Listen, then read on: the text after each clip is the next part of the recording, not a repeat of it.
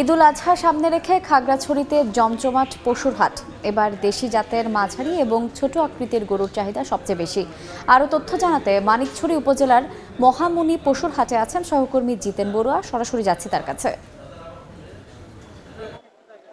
ঈদুল আজহাকে কেন্দ্র করে খাগড়াছড়িতে কোরবানির গরুর হাট বেশ জমজমাট হয়ে উঠেছে। খাগড়াছড়ি পার্বত্য জেলার ৯টি উপজেলায় ৫২টি পশুর হাট রয়েছে। এই জেলায় জেলা পশু সম্পদ বিভাগ সূত্রে জানা গেছে প্রায় ৩,০০০ খামারি রয়েছে।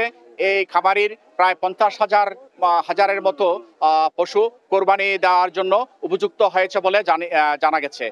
প্রাকৃতিক পরিবেশে বেড়ে ওঠা এখানকার ছোট বড় বিভিন্ন গরু কোরবানির জন্য খুবই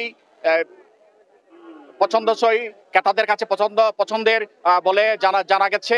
খাগড়াছড়ি পার্বত্য জেলায় ৯টি উপজেলায় প্রায় ৬০ থেকে ৭০,০০০ গরু এই মৌসুমে বিক্রির জন্য প্রস্তুত রয়েছে বলে ব্যবসায়ীদের সূত্র থেকে জানা গেছে।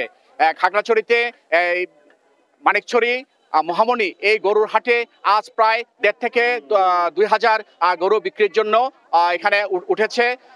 মধ্যবিত্ত এবং নিম্নবিত্তের জন্য এই গরুর হাটটি খুবই উপকারী বলে জানিয়েছেন ক্রেতারা। ক্রেতা বিক্রেতাদের সূত্র থেকে জানা গেছে এখানে প্রায় ৫০ থেকে ৬০,০০০ টাকার মধ্যে গরু বেচা কিনা হচ্ছে।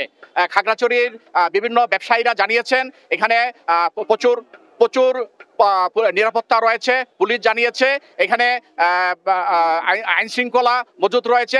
ব্যবসায়ী এবং ক্রেতারা নির্বিঘ্নে গরু ক্রয় করে তারা তাদের নিরাপদ গন্তব্যে যেতে পারছে।